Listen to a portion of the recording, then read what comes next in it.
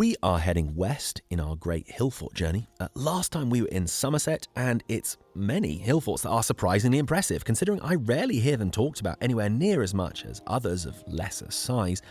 I actually meant to include in the script, and I clearly forgot to do so, we are not done with Somerset. This week we are heading into Exmoor, which occupies the western extent of the modern county. There's not always a neat way to organise how we fit all the things into these episodes. I was going to say bite-sized episodes, but when do we ever manage to keep these bite-sized? I am getting stressed out of my mind just trying to keep pace with editing these, so please do drop us a like while you're here to at least help us out a pinch. Well, not to delay.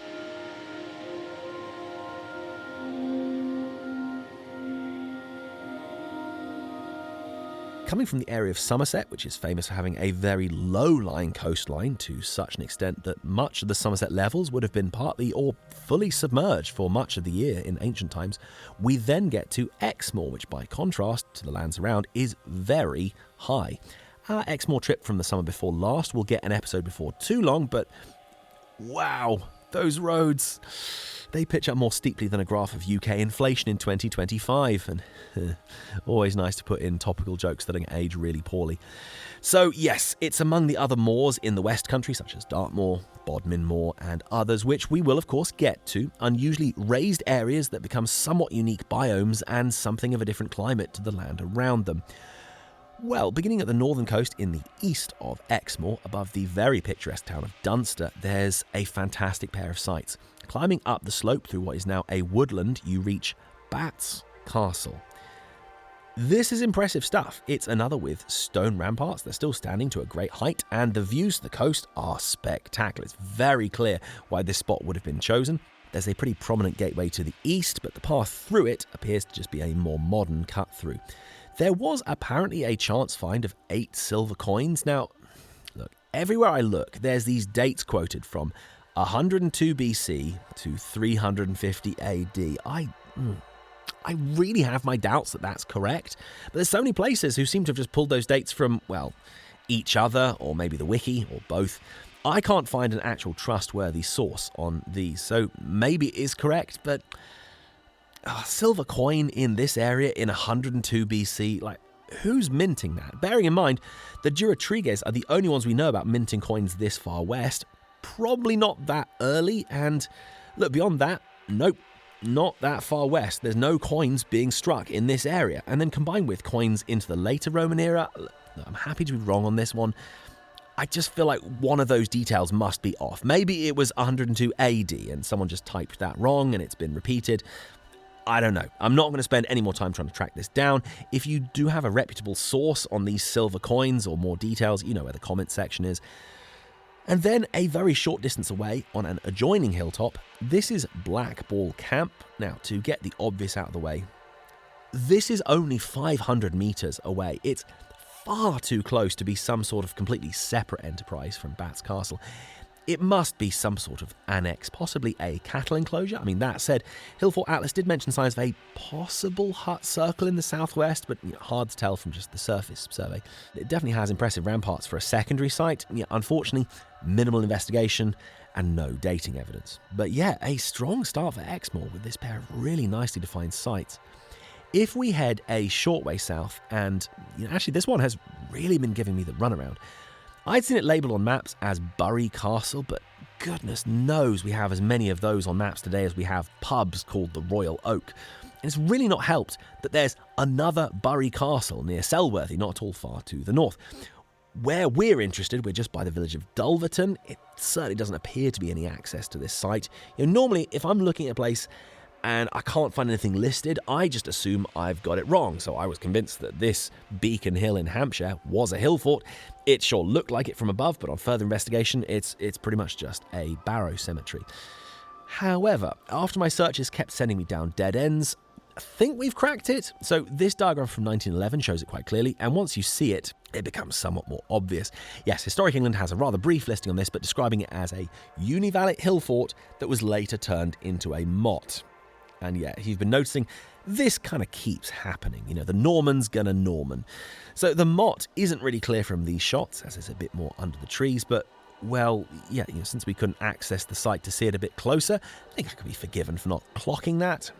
Anyway, glad I wasn't totally off with this place. I haven't got much else. I mean, the site is undated, but, well, there it is. Heading west, now this is somewhat more remote. We had a rather enjoyable walk on a cloudy day up from Landacre Bridge, but the views. Now this is Cow Castle, which I feel is an unusually unflattering sobriquet for such a beautiful site. You can see it's very well situated on an isolated hilltop surrounded by high ground. And this is actually at the confluence of two rivers, with the River Barle cutting off the western and southern side, and a smaller stream running to the east. Now, apparently, the southern side has a stone-built rampart, but this is somewhat harder to spot. There's not been any archaeology done on the site, so dating is up in the air. Though it has been surveyed and Hillfort Atlas report at least 4 hut platforms that have been identified inside, we actually use this as the artwork for the EP that accompanies this series. And if you want to support the channel, you can purchase that at bandcamp.com. That's kind of what we have instead of a Patreon, so if you've been enjoying this season, that'd definitely be a big help. But to be honest, ever since some unspecified event this August, pretty much everyone's YouTube views have been tanking. But, it's one thing if you were already getting 6-figure audiences. For smaller channels like ours, it means barely anyone is being shown our stuff. And look, there's a lot of channels out there doing some good history content. I don't know of any others that are doing what we're doing, where we try to get to every site that we reference. And that means a lot of traveling around. That's why these take so long to make. In fact, we are, and I keep failing to keep tally on this, from this Hillfort series so far, on a recount, we have been to something like 96 Hillforts. Hey, wait, hang on. So if we include Bats Castle, Blackball, Bury Castle, okay, that's 100. I didn't actually plan this, but that worked out pretty incredibly. Hey, let's have a balloon drop. And look, that's a low estimate. That doesn't include all the other things we've caught, like recreated sites, other places that aren't Hillforts but are still relevant, and my goodness, we are just getting started. So look, please help us out by dropping a like and a subscribe if you haven't already. And to be honest, you're probably going to need to hit the bell to actually be in with a chance of the platform showing you our stuff. We've had about 1,000, more than 1,000 people join us in the last year, and yet views are still stalling out at 4, maybe 500. So clearly there are many people who'd be kind of up for seeing our stuff but are just not being shown it, and that is discouraging. Yes, the game is rigged, but it's the only game in town. So better yet, go back and catch more of the Hillfort series if you haven't already, or just scroll back through the channel. We have so many ancient sites from across Europe and beyond. Honestly, that would just make our day if people just took some time to see what we've been up to. Well, onwards, I certainly feel like I have more to see around Exmoor. We've shown you some of the main and most impressive sites here, but there are clearly more besides. Still, you can see, for a part of the country I rarely hear talked about, there's some decent Iron Age stuff here. And just on the edge of Exmoor, staying along the north coast, though heading just further west into Devon, you reach Ilfracombe and the awesome ramparts of Hillsborough. You can see that this site is not messing around. This place is unusual for a bunch of reasons. It's basically a promontory fort, but far bigger than most of the other promontory forts we're going to see. The banks are 280 metres in length, and it's not just relying on the drop-off of the cliffs. It also boasts an impressive slope soaring above the modern town, 2 impressively high banks, and a just visible in-turned entrance to the east. Yeah, definitely an impressively sighted spot. And while you've got to work up quite a sweat getting up there, incredibly rewarding views when you finally do. Okay, well, a little further along, this was a bit of an unusual one I caught recently. I don't have to tell you that North Devon is very lovely, but wow, does it feel like a long way away. The couple of times we've been up there, the drives have seemed interminable, even though we've definitely driven further and longer to other places. Yeah, so pretty far out of the way of anything major.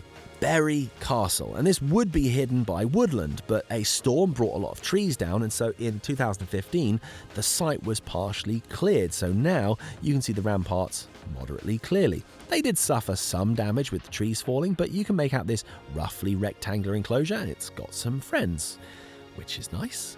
Not sure how well attested the elements shown in this reconstruction are, but it does admit that there's little evidence for occupation at sites like this. Hence, if it was inhabited, probably by a handful of people and or structures.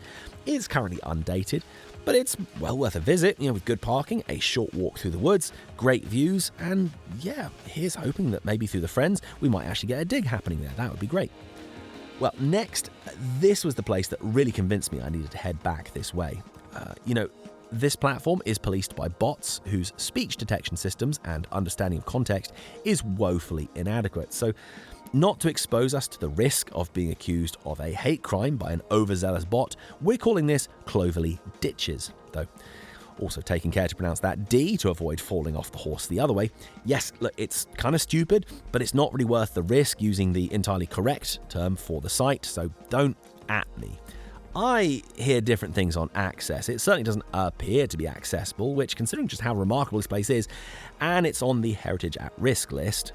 So this is a type of morphology we've not really seen yet. The closest so far would be White Sheet Camp. You can see that for all its multiple banks, they are not all lined up in parallel like we'd usually expect at a multi-vallate enclosure, and that's because this is an example of, in fact, quite possibly the finest example of, a multi-enclosure hill fort. So what to make of this? Well, there's a lot we don't know. This site is undated. The farm buildings on the eastern side aren't exactly helping. It's a wider question about multiple enclosure forts in general. You can see that the centralmost enclosure is actually quite small, but in the same way, the multiple banks appear to be doing something other than just a defensive function. I was complaining a few episodes ago that gateways and entrance systems are often quite hard to spot on hill forts, but just look at this. I mean, absolute scenes. The why of these sites, that's, somewhat more elusive. We're on a gentle rise, just about a kilometre from the sea, so the location makes good sense. The site appears to have been developed in phases, so this form isn't necessarily based on a master plan from the start. On a closer look, not all of the banks are created equal, with the second enclosure much more formidable, and the other banks radiating out to the northwest quite a bit more slight. Got to be honest, having researched this a bit more and talked to a few folks who know the subject, still not got much further along with figuring out multi-enclosure sites. While Clovelly is a gorgeous example, it still had bafflingly little investigation. Next episode we've got another to investigate. I am really laying the tracks in front of the train here. I still have to go and film that one, and with a limited time to get this episode out, if I've got anything more substantive about how this layout came about, we'll discuss it in the next one. Well, we now have to take a bit of a jump geographically. At this point, along the north coast of Devon, we are just a few miles short of the border with Cornwall.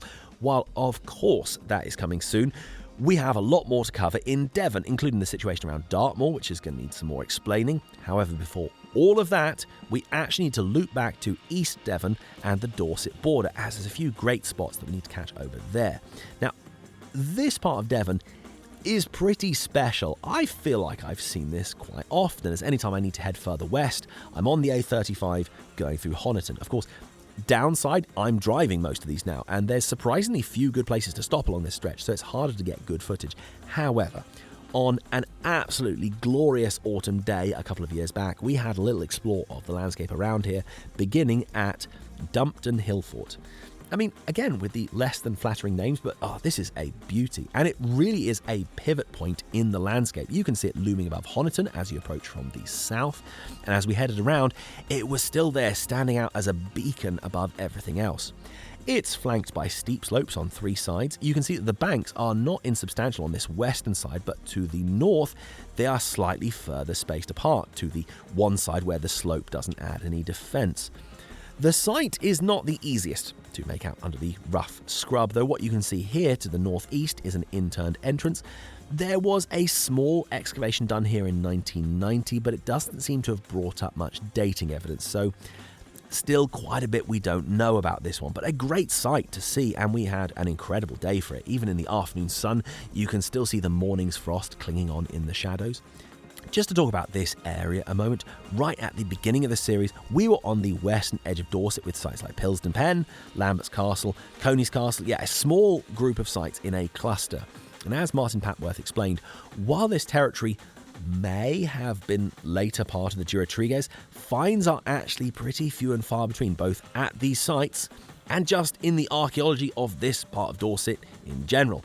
So as we hop a short way across what is now the Devon border, please don't be disappointed if we don't have some grand overarching thesis for who is doing what in this region. I think this is going to need a wider discussion next episode. But as far as the early to mid Iron Age founding and development of these sites, we struggle to extrapolate a detailed narrative from just the archaeology, rather a broad outline of trends. It's very simply the nature of the field when it comes to prehistory and this part of the world.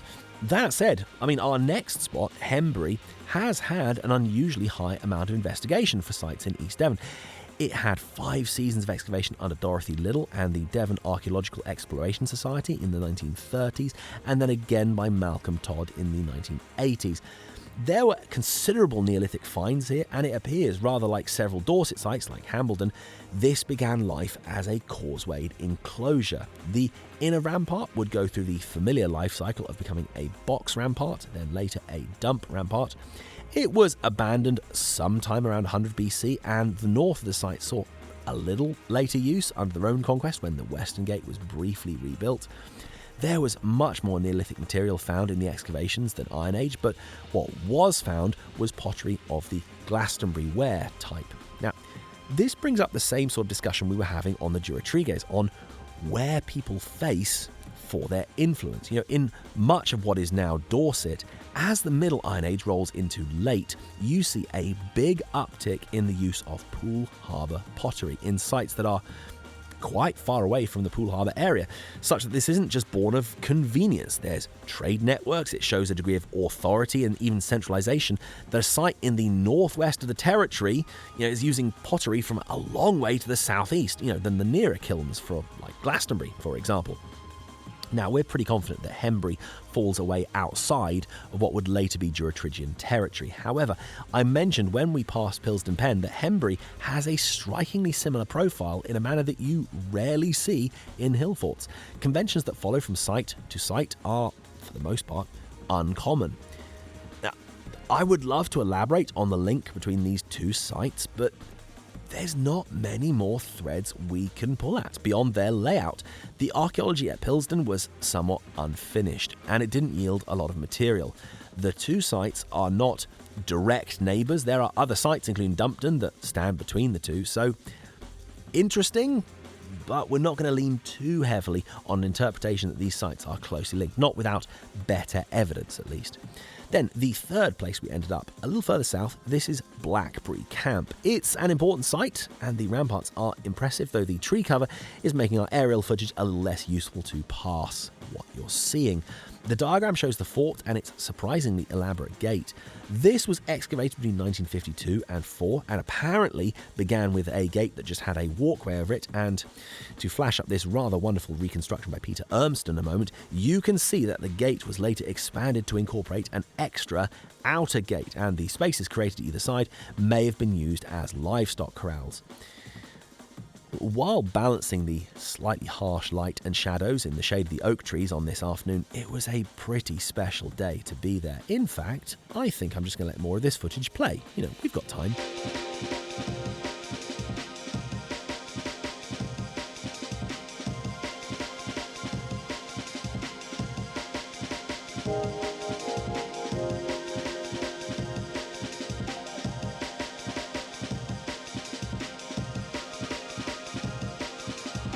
Well, that's us for this week. There's more sites that we could have caught around here. Because of course there are, but as some highlights of some of the best, this is a modest start. I couldn't help but notice that as we're getting further west, there seem to be a lot more sites where minimal or no archaeology appears to have been done. Over in Hampshire and Wiltshire, a lot had these early 20th century digs, and we had the Wessex Hillforts survey to pull from, but yeah, less and less so over this way. Well, we'll pick up where we left off next episode. In the meantime, please have a flick back through the playlist and see more of the Hillforts episodes. The pile is really starting to stack up. There's also a load more you can see from Rome or the Cyclades in Greece, ancient sites around Spain, Sicily, there's loads. So have a watch through and help us out. Or if you've enjoyed the music in the background, it's ours. We put all the music we make on bandcamp.com, and if you want to support the channel, you can either stream our stuff there for free or you can purchase it to help us out. You can also find us on Blue Sky. Honestly, the archaeology community there is amazing. Definitely get on that if you're not already. Otherwise, we'll catch you pretty soon.